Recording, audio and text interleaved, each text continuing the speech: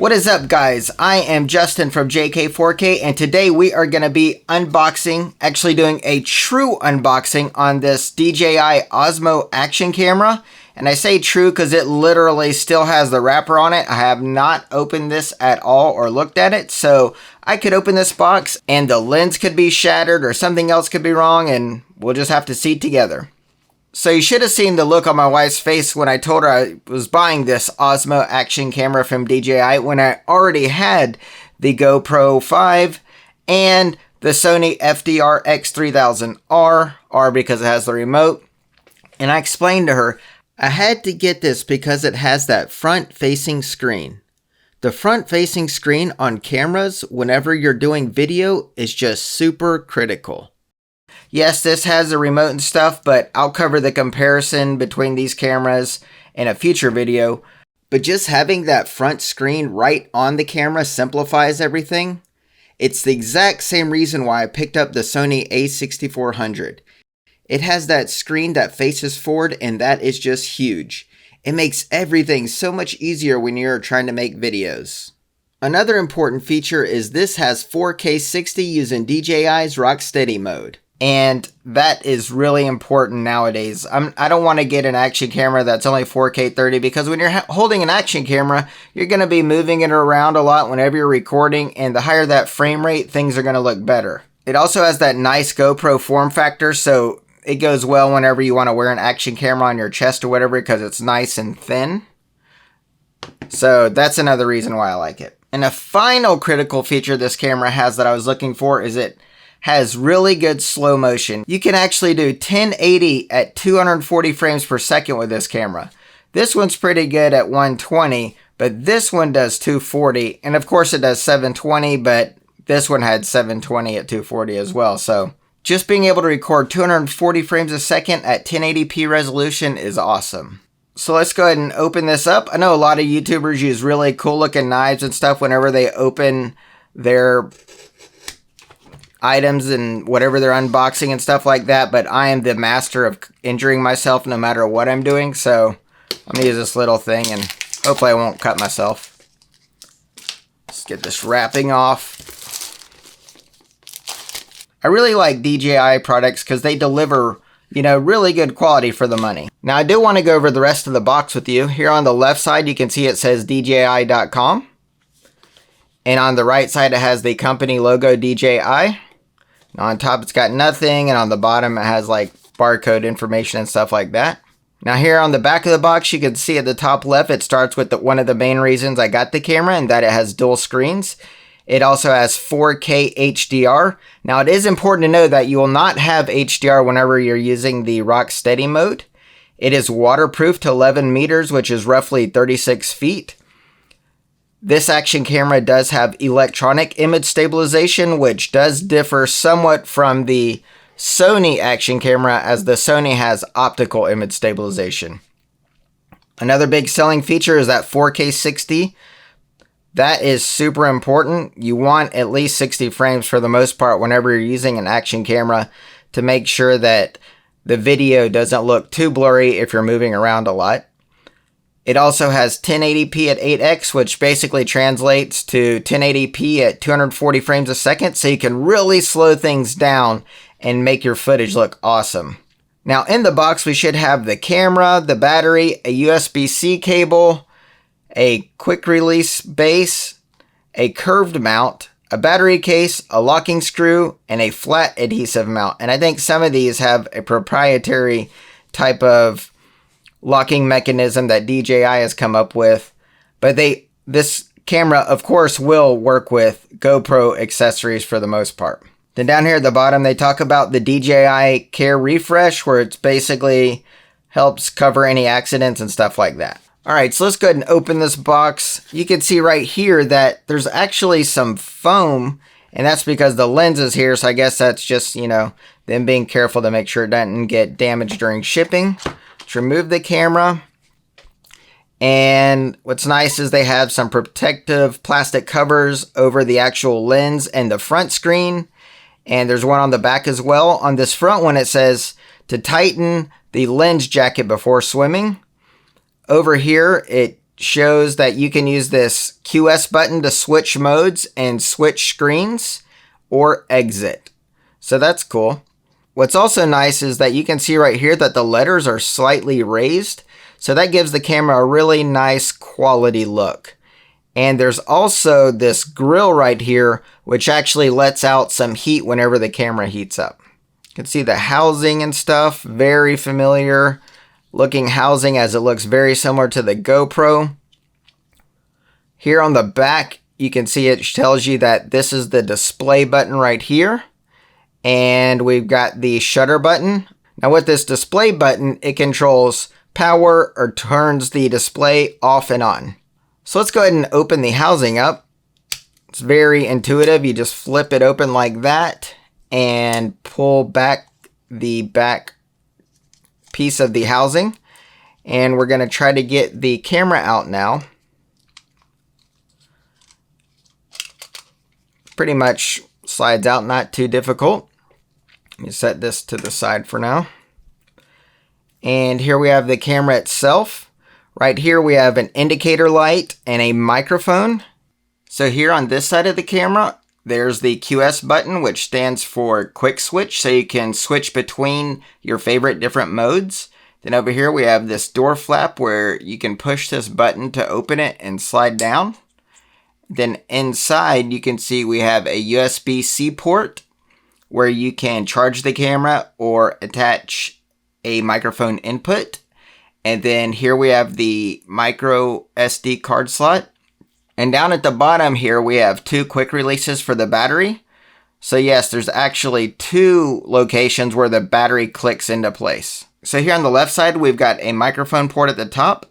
At the bottom, we have holes for the speaker. And then also right above the speaker is a hole for the air pressure balance. So that's something they've incorporated to help deal with air pressure. So here's the battery, and you can see it has an orange rubber band around it to help keep the water out. You want to make sure you keep this clean. It's nice that this band is on the battery because you don't have to worry about one band wearing out on the door of your action camera. So let's go ahead and put the battery in the action camera. You want to make sure that you don't see any orange after you've inserted the battery. So you can see that there's orange right here. You want to make sure you don't see any orange to make sure you have the battery properly inserted and no water will get inside. So I'm going to smash the battery down and you can see there's no orange, so we should be good. Overall, the camera just looks really clean. I'm really loving the design and everything. I hope you've been finding this video useful. I'd greatly appreciate it if you'd visit jk4k.com/OA if you're thinking about buying this camera, or visit the links down below because the links do help me out with making these videos, as I do make a few pennies on the dollar and it doesn't cost you anything extra. So let's continue on with the unboxing. Got a little box here. Let's go ahead and open this up. Alright, so one of the first things we're presented with is one of the DJI mounts, and this looks pretty cool. It has DJI's proprietary locking mechanism, and it's really nice and easy to use. I really like this design. And it snaps back in place when it's locked. And if you use GoPros, this should look very familiar. The next thing is the USB-C cable. So let's take this out. Check it out. Yep. So you'll use this to charge the camera. And here we have a locking screw. So let's go ahead and put the housing on the right way.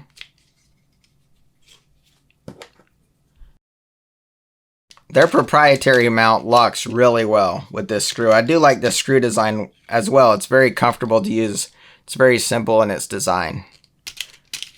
So, very nice, DJI. Let's keep it going. And the next thing we have is another DJI style mount. But this one's round compared to this one. Okay, I grabbed my phone. Now let's go ahead and put in an SD card as well. Looks like it goes in this way, using a SanDisk Extreme Pro.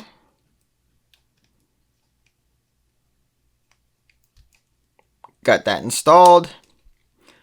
All right, now I've got the app up as well. I'm going to turn on the camera. It's powering up. It says tap here to connect, so I'm going to do that.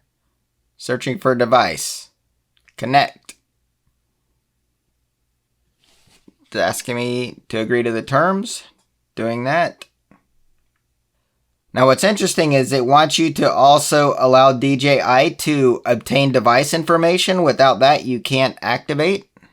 So I'll go ahead and do that. Wants me to log in. So I'm going to do that real quick. All right, so I've logged into my DJI account. Now it's asking me to download the latest firmware, so I'm going to go ahead and do that. I'm also going to plug the camera in as well to charge it while it's doing this.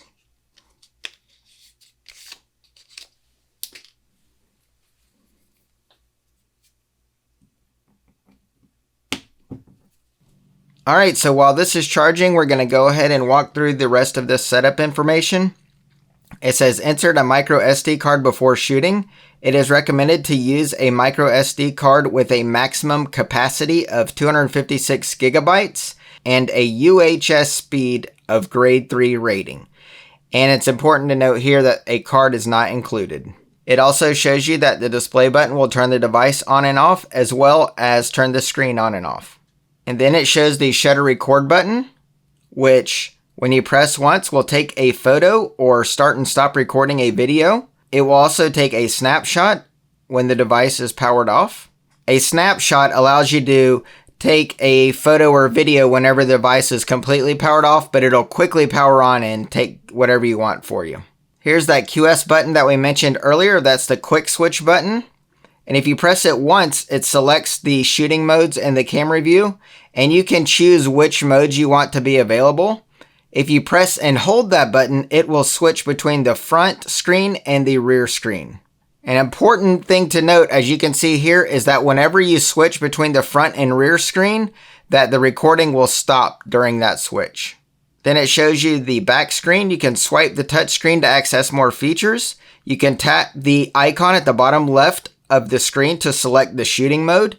You can also double tap the screen with 2 fingers simultaneously to switch between the front screen and the touch rear screen. Here it shows you that whenever you're mounting the battery, to make sure you press on both sides.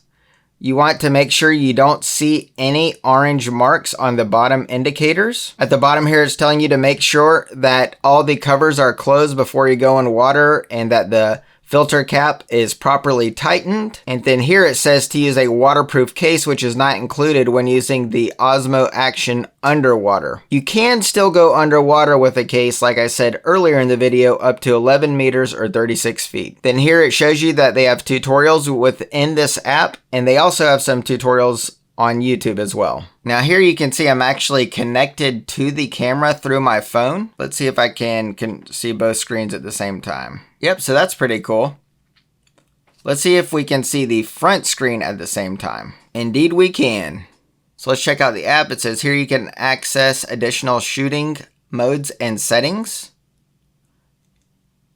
Then up here you can check the device's Wi-Fi connection, battery level, and other status information. So you can see with the regular video, since we're using that rock steady that we're cropping in some, then we're using HDR video. It's not using rock steady, so it's zooming out some. And with slow motion, it's the same as the HDR video. And then with time-lapse, we even get a little more of the sensor, which is nice. Here I can change the resolution, so let's see what happens with 4K or UHD.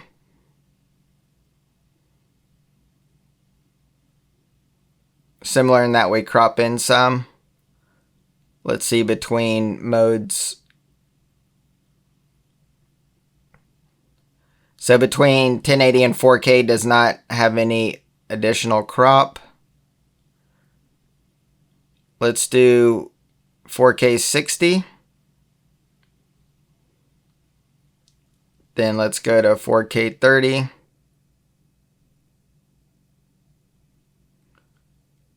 No difference.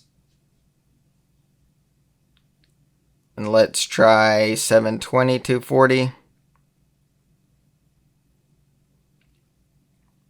So with 720 and a high frame rate, you do get a little less crop.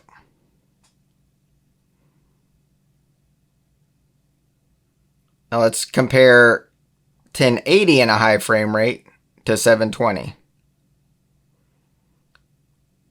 So no differences in terms of cropping. So there is a tiny bit of a crop at 60 frames per second versus 24.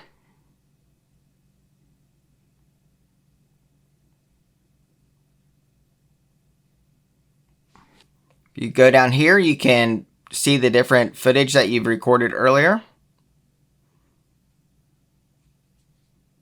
You can also filter by the different types, which is nice. So that's with auto exposure on. But if I turn off auto exposure, I can tap on the screen and adjust it. Yeah, so once you get it right, you can dial the exposure up and down manually as well. So the camera is connected to the app and it's asking me to update the firmware, so let's go ahead and do that. I'm going to tap it and it says it's installing the firmware. This latest firmware updates the image stabilization with Rocksteady. It adds 2-second and 5-second timers to countdown in photo mode. It optimizes the system sounds. It increases the Wi-Fi connection stability and improves time-lapse and HDR video quality. So you can see how fast this is going. Note how the camera is flashing during the install. Here we can see the firmware update was a success. Found the camera, so let's connect.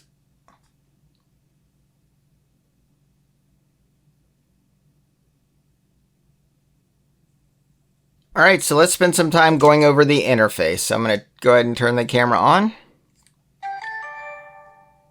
So alright, once you have the camera powered on, there's actually 4 different things you can access depending on how you swipe on the screen.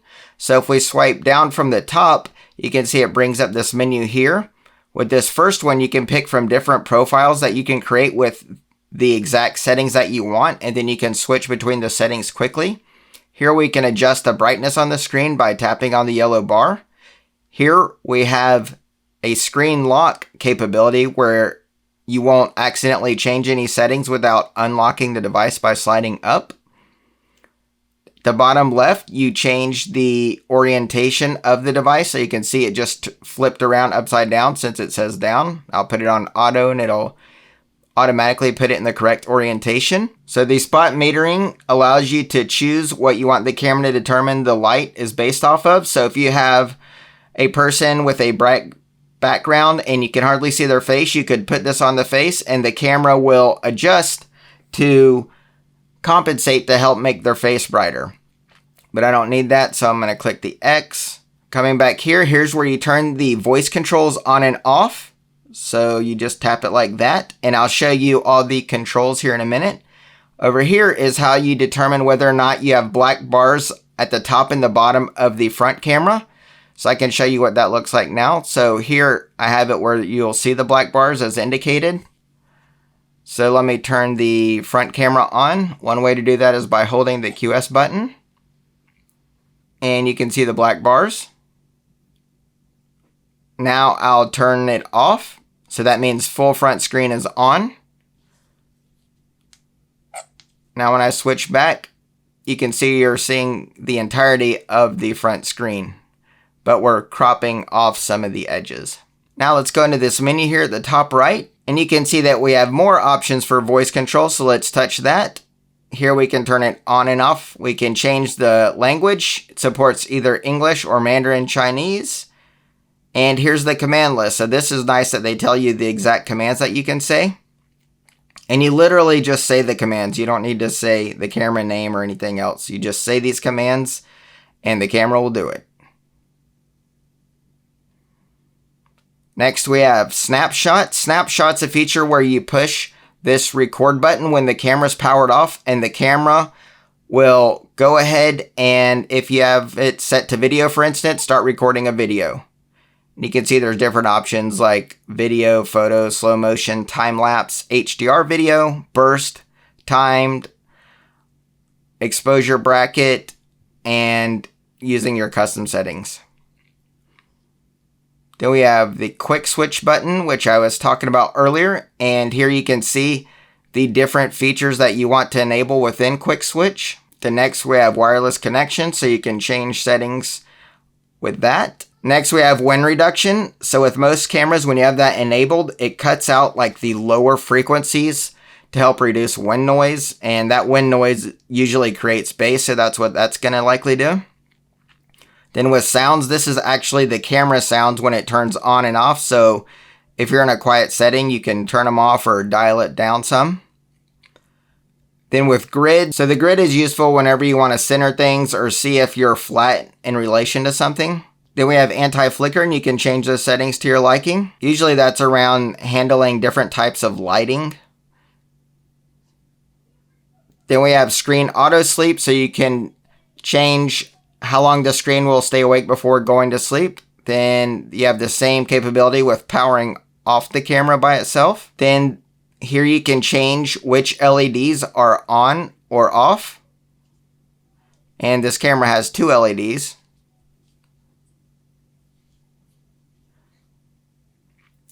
Then here's the language settings. And this represents the language that will be used in the different menus and stuff.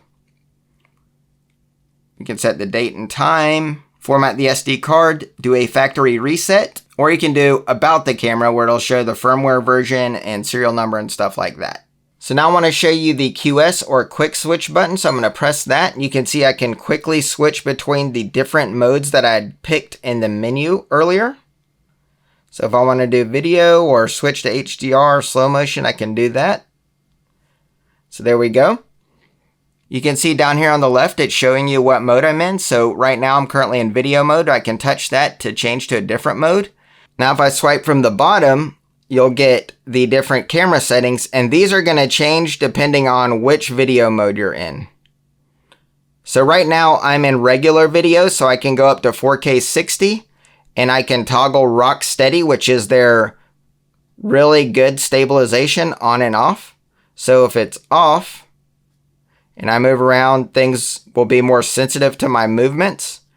But if I turn it on, you can see things will be like a lot more stabilized. So as I move around, it's using that technology to keep the image nice and steady.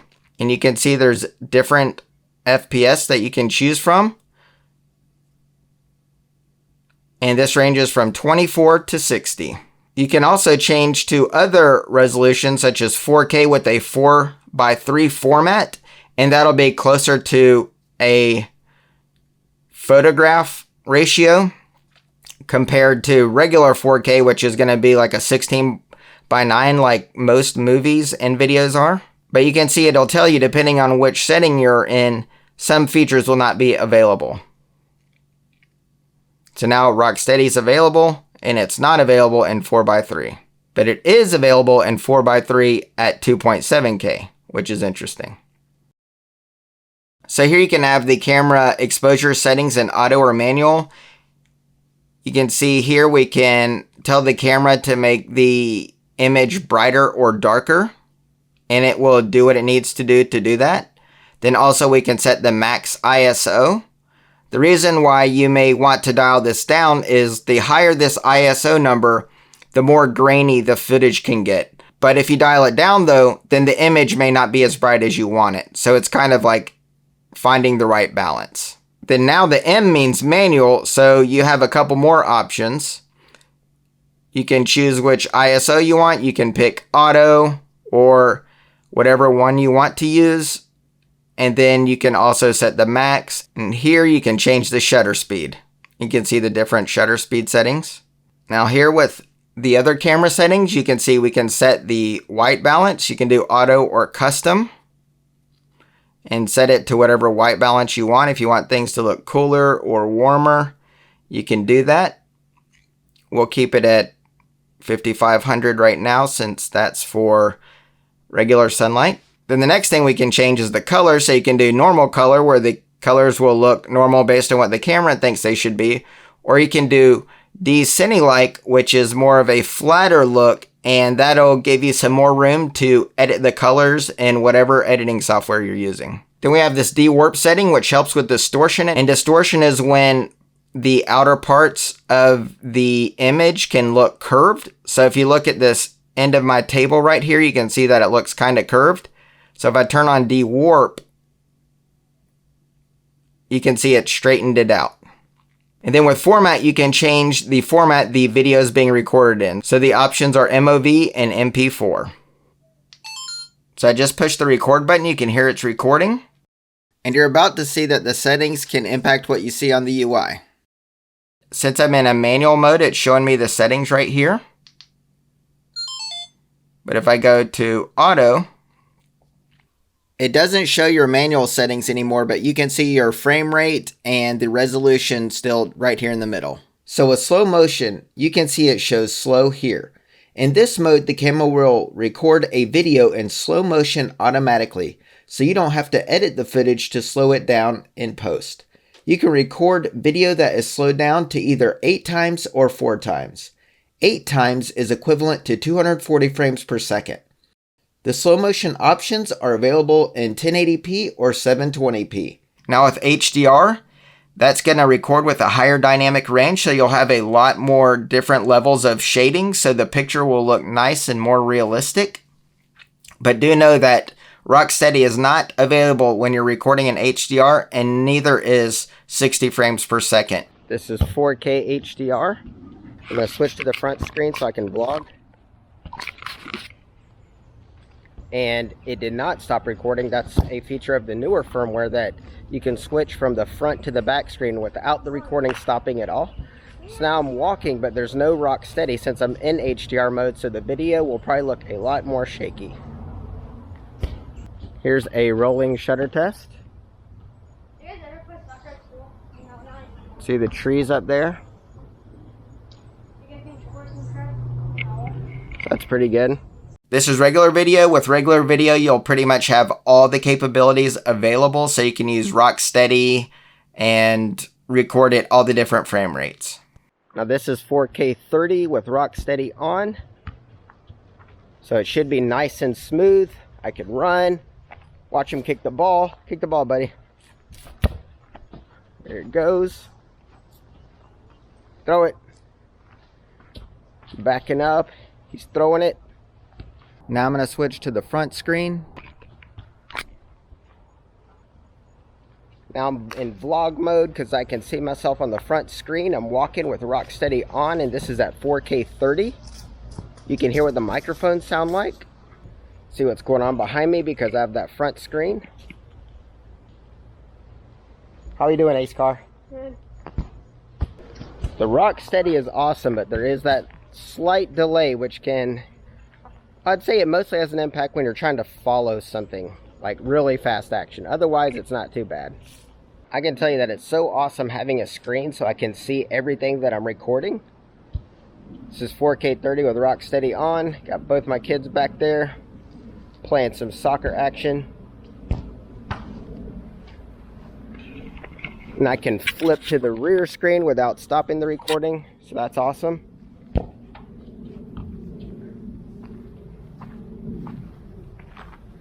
And that is a feature of the latest firmware. Right now I'm talking behind the camera, of course, so you can see what the audio sounds like. Got them playing right in front of me.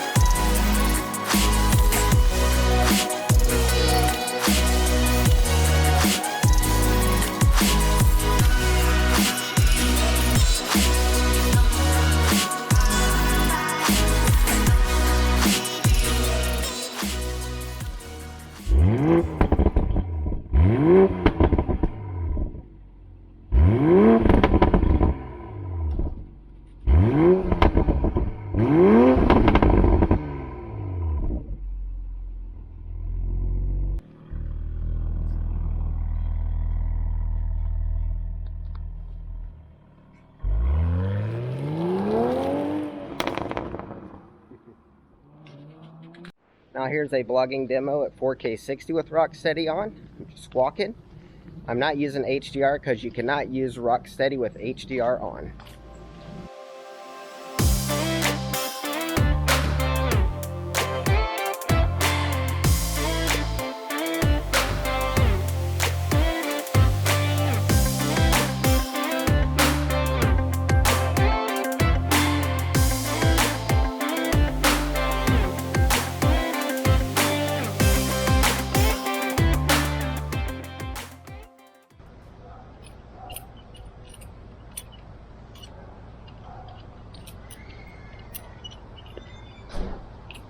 The previous was with Rocksteady on, 4K 60. This is 4K 60 with Rocksteady off.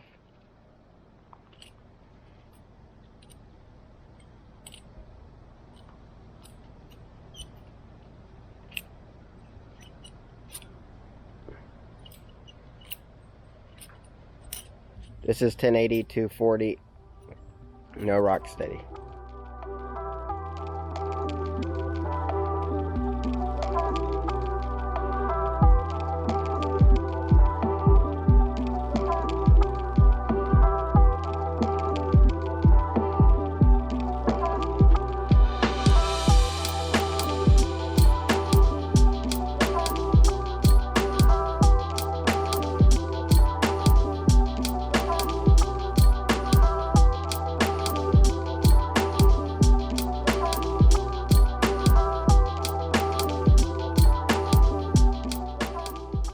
So if I pick time-lapse and go to the settings, you can see I can pick these different intervals, and this is how often it will take a picture and automatically combine the pictures to make them into a movie.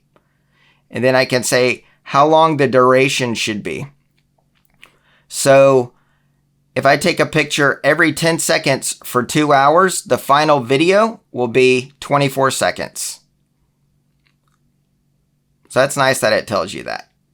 Or you can just do infinite and just stop it whenever you want. Now remember, you can touch down here on the bottom left to switch between the different categories. And here's the photo category. And you can see the different settings that are available here. What AEB does is take pictures at different exposures and then combines them together to give you a picture with nice dynamic range. And that additional dynamic range will just help make the pictures look more realistic because you'll have different levels of shading. Then here's the regular photo. Then here's the burst mode. So this is handy whenever you're trying to do things such as like capture photos and during sports where you need to take a whole bunch of photos really quickly to try to capture that exact moment. Then with timed, that means it'll wait X amount of time before taking the picture. So I can show you that now.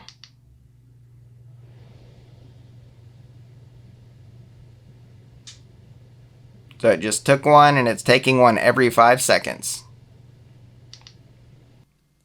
Now I want to show you the different settings. Since I'm in photo mode, things are a little bit different. It still has the white balance and the de-warp, but you can see I can change the different format here. So I can pick JPEG or JPEG plus RAW.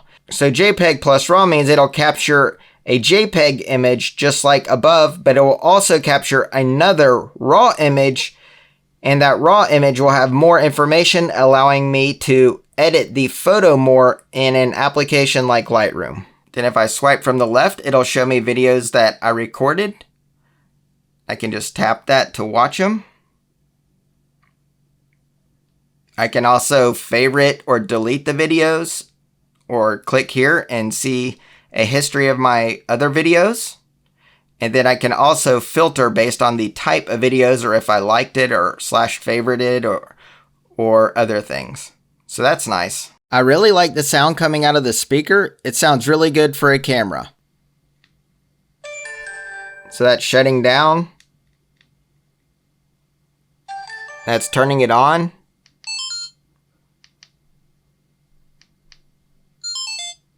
It's starting and stopping a video.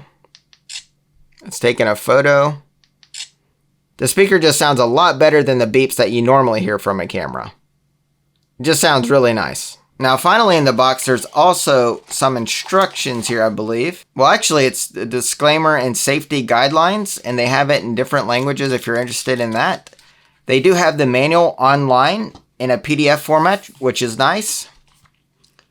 Let's see, we also have this card, which tells you to visit these different places for their website or social information or their store.